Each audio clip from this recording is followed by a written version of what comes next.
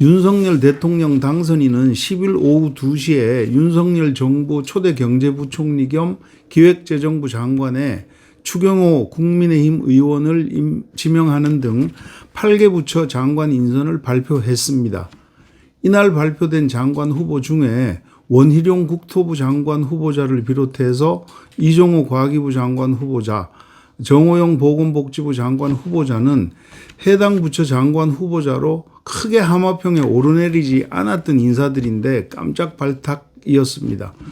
윤 당선인은 장관 인선의 기준은 나이나 지역이나 출신, 남녀 그런 안배가 아닌 해당 부처와 관련한 능력과 전문성이었다고 하면서 나머지 장관 인선도 인사검증이 마무리되는 대로 모두 국민들께 발표할 것이라고 밝혔습니다.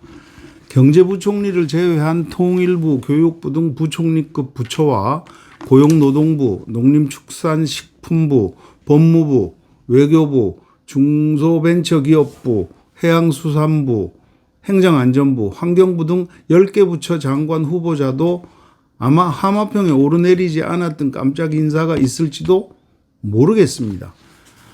통일, 외교, 법무장관 이 후보가 누가 될 것인지에 대한 관심이 많지만 특히 대통령직 인수위원회가 기존 정부 조직을 당분간은 손대지 않기로 하면서 폐지 또는 기능 축소설이 막 나오던 교육부의 수장이 누가 될 것인지에 대해서도 관심이 쏠리고 있습니다.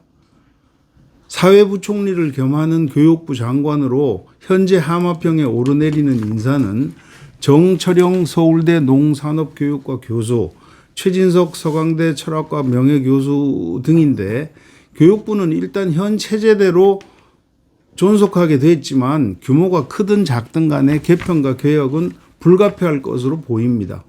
그동안 교육계에서는 교육부의 갑질성 규제, 그 규제 철폐와 교육부의 개혁 쇄신을 끊임없이 요구하고 이에 폐지를 하든지 과학기술부처와 합치든지 어쨌든 교육부 통폐합론을 주장해 왔습니다.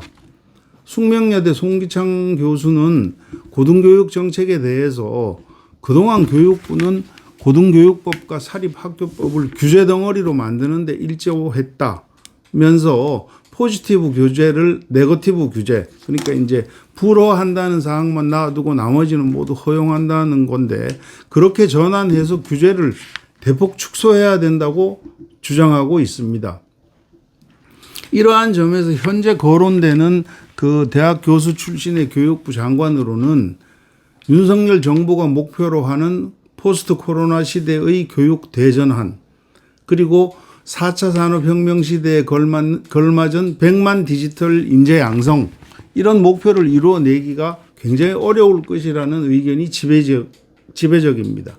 윤석열 정부의 교육 목표를 달성하기 위해서는 학문적 이론 전문가보다는 현재의 초, 중등 교육과 고등교육은 대학을 말하는데 그런 문제점을 잘 파악하고 개선 방향을 제시할 수 있는 현장 전문가가 필요하다는 것이 교육계의 중론입니다.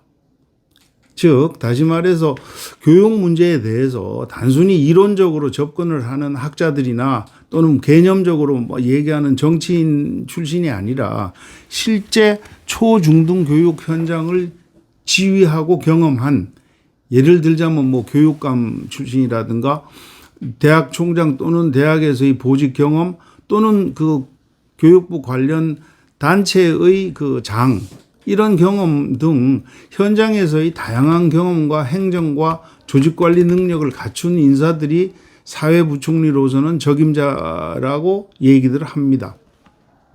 노무현 정부 이후에 우리나라 교육은, 우리나라의 주적은 북한이 아니라 미국이라고 할 정도로 초중등 교육은 약간 이념 편향적인 교육으로 치우쳤고, 고등교육은 대학 경쟁력을 약화시켜서 대학들을 고사, 이렇게 말라 죽게 한다는 그 고사 위기에 빠뜨릴 정도로 규제 1번도 정책으로 일관을 해왔다는 지적을 받고 있습니다.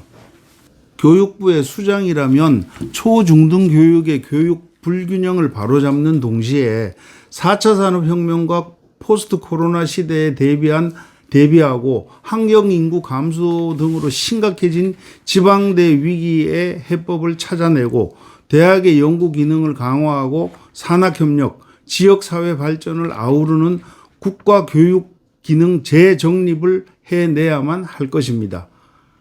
이와 함께 신임 사회부총리 겸 교육부 장관은 오는 7월 달에 발족하는 국가교육위원회와의 협치를 통해서 국가 전체의 성장 전략에 발맞춘 교육 비전과 교육 과제를 도출하고 실행할 수 있는 능력을 가져야 합니다.